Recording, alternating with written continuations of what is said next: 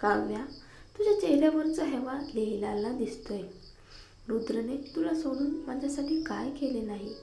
आणि हो, ऐकलंय मी, तू त्याच्यासाठी 2 मुलांना जन्म दिलास ना. माफ कर, पण कदाचित ती दोन्ही मुलं आता माझीच होणार, जेसिकाने चिडवत म्हटलं. काव्याच्या डोळ्यात क्षणात थंडावा आला. ती अचानक उठली आणि जेसिकाच्या केसांना धरून ओढलं. जेसिकाला एवढ्या जोरात ओढ लागली की तिचा टाळू जणू निघून जाणार असा भास झाला. ती वेदनेने ओरडली, काव्या, तुला धाडस कसं झालं? मी रुद्रला सगळं सांगणार आहे.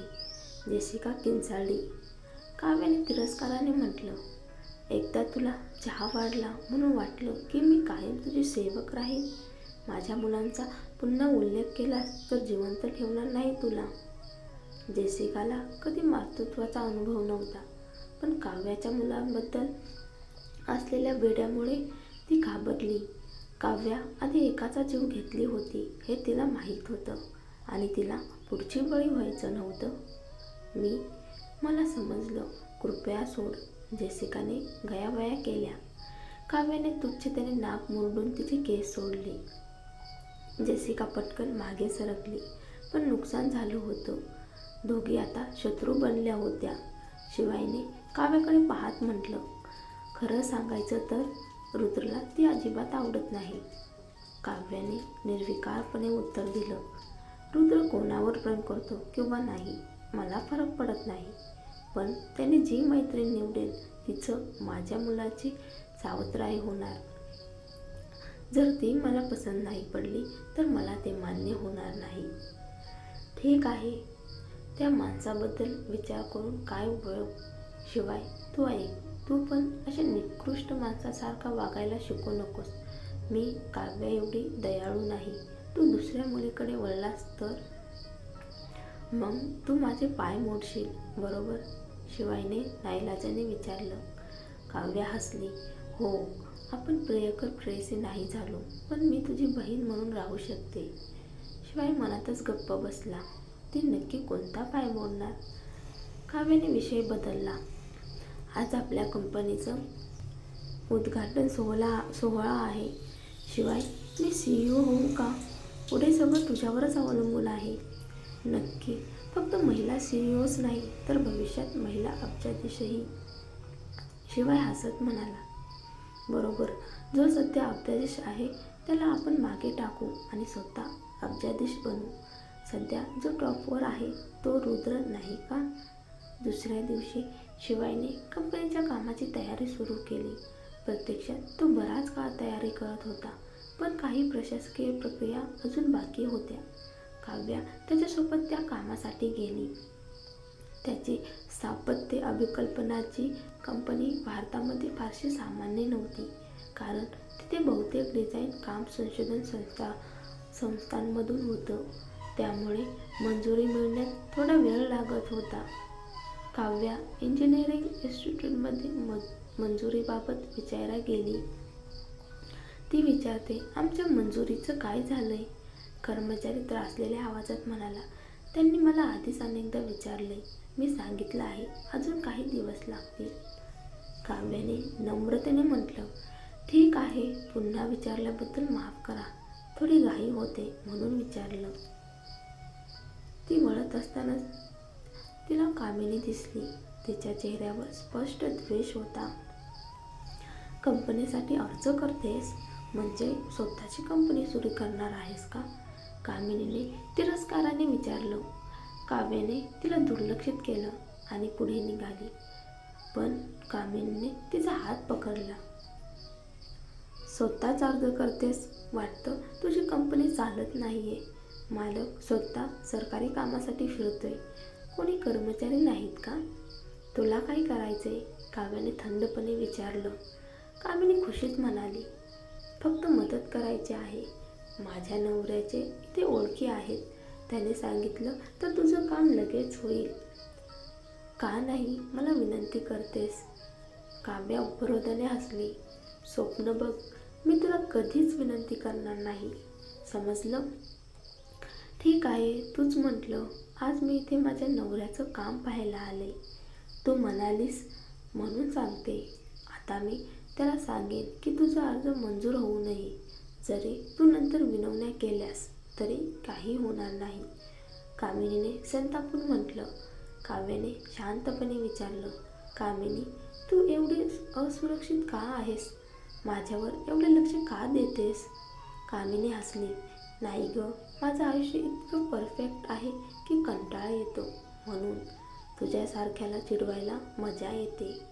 माझं म्हणणं ऐकलं नाहीस तर मंजुरी विसरून जा. काव्या मागून आवाज आला. काव्याने वळून पाहिलं. राकेश, खूप दिवसांनी भेटलेला राकेश आता अधिक प्रगल्भ दिसत होता. तो थंड नजरेने कामिनीकडे चालत आला. कामिनी थोडी दचकल्यासारखं झाली, पण लगेच पुन्हा गर्वाने म्हणाली, अरे, तुम्ही दोघं अजूनही एकत्र आहात का? वय वाढत चाललं आणि तू मागे चालली आहेस काव्या. राकेशने तिला नजरेनेच तोडून टाकलं. हो, ती अजूनही अद्भुत आहे. उलट तू आता एका म्हाताऱ्याशी लग्न केलंस. पुढचं लग्न थेट स्मशानात होणार का? मी तुला सोडलो म्हणून तुला हेवा वाटतोय. हो, माझा नवरा वयस्कर आहे, पण श्रीमंत, सामर्थ्यवान आणि माझी काळजी घेणारा. तुझ्यासारखा नाही, ज्याच्याकडे काहीच नाही. काव्या उपरोधाने म्हणाली. हो, तुझा नवरा वयस्कर आहे, पण त्याच्यात एकच गोष्ट नाही, तरुणाई, आणि ती राकेशकडे आहे. कामिनी चिडली. तिच्या नवऱ्याचं एकमेव कमकुवतपण म्हणजे तो कुरूप आणि म्हातारा होता, आणि राकेशसमोर ते आणखीन ठळक झालं. राकेशने काव्याकडे पाहून विचारलं, तू कंपनी सुरू करतेस का? मी काही लोकांना ओळखतो, मदत करू शकतो. चल, भेट घडवतो. काव्याने नम्रतेने म्हटलं, नको, घाई नाहीये, फक्त स्थिती पाहायला आले. राकेश हसला. बराच काळ भेटलो नाही, चालता चालता बोलू. त्याने काव्याला घेऊन आत गेला. कामिनीकडे पाहायलाही मागे वळला नाही. काही वेळातच राकेशने मंजुरीचं काम पुढे नेलं. धन्यवाद, काव्याने हसून म्हटलं. माझ्याशी इतकी औपचारिक कधीपासून झालीस? खरंच धन्यवाद द्यायचे असतील तर माझ्यासोबत जेवायला चल. राकेशने हसून म्हटलं. काव्याने त्याचा उत्साह पाहून मान डोलावली. जेवायला जाताना तो म्हणाला, तुझ्या आजीबद्दल ऐकलं, खूप वाईट झालं. काव्याचा चेहरा उतरला. हो, माफ कर, तुला खूप वाईट वाटत असेल, तो म्हणाला. दोघं रेस्टॉरंटमध्ये पोहोचले आणि त्यांना न कळत कोणीतरी त्यांचा फोटो काढून घेतला. त्या बाजूला जेसिका बारमध्ये बसून दारू पित होती.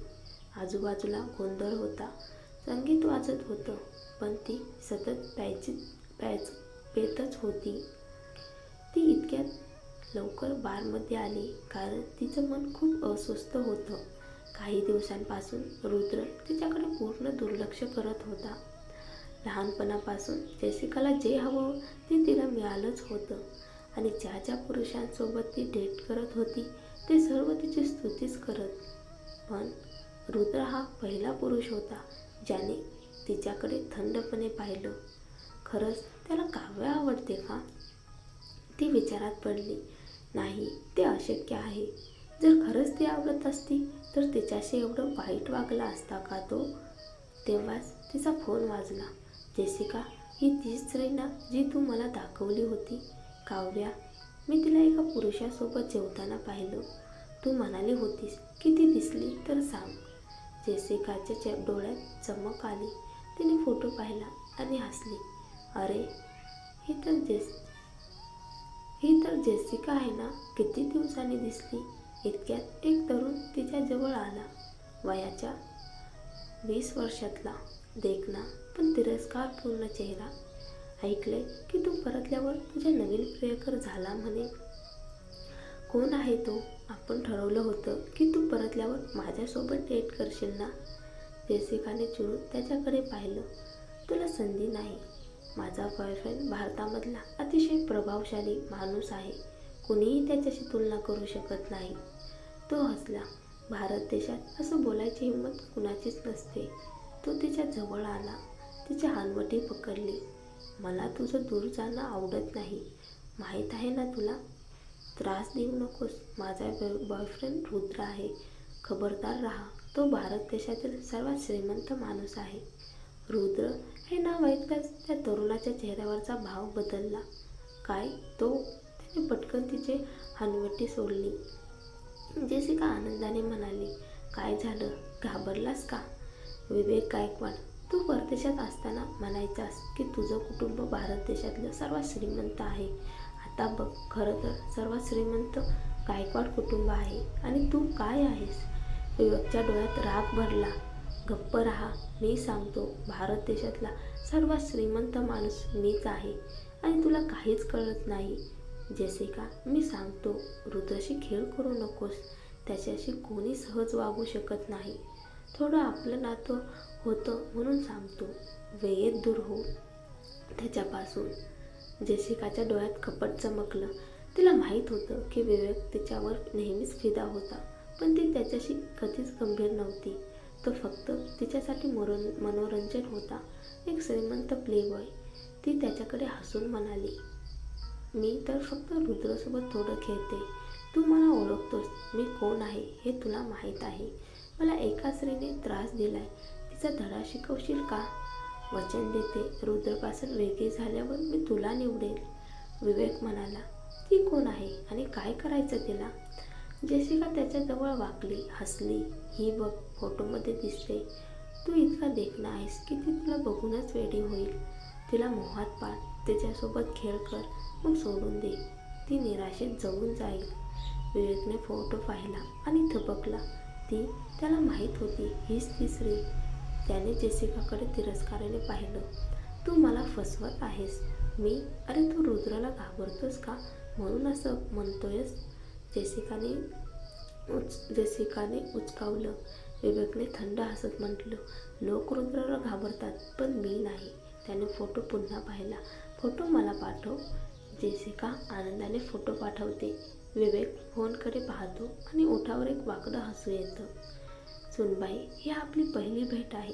चांगली ओळख होऊ दे. त्याची आई मनीषा हिने सुद्धा या स्त्रीबद्दल सांगितलं होतं की ती घटिया आहे.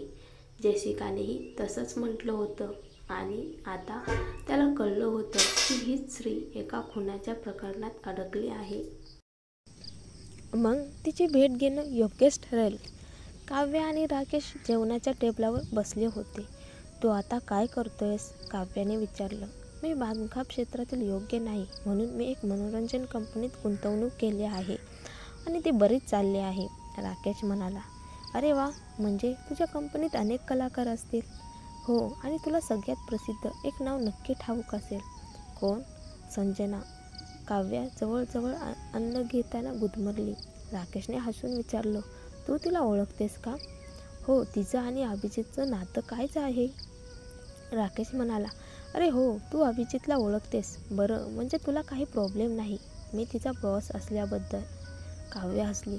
तू काय विचार करतोयस? मी अभिजितला ओळखते, पण आम्ही एवढे जवळचे नाही. संजना मला आवडत नाही, पण ती तुझ्या कंपनीची कलाकार आहे.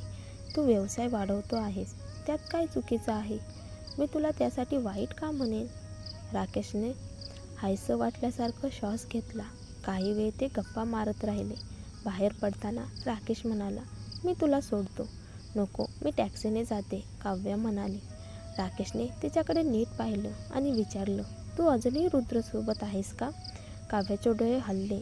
नाही. मग चैतन्य? काव्या हसली. आम्ही फक्त मित्र आहोत. असं काही बोलू नकोस. राकेश तिच्याकडे एक पाऊल पुढे गेला. काव्या, मला अजून एक संधी आहे का? काव्या थबकली आणि एक पाऊल मागे गेले. तेव्हाच बाजूने एक आवाज आला, माफ करा, पण तुम्ही वाट अडवली आहे. समोर एक तरुण चेहरा होता, देखणा, आत्मविश्वासपूर्ण आणि थोडासा बेशिस्त हास्य घेऊन.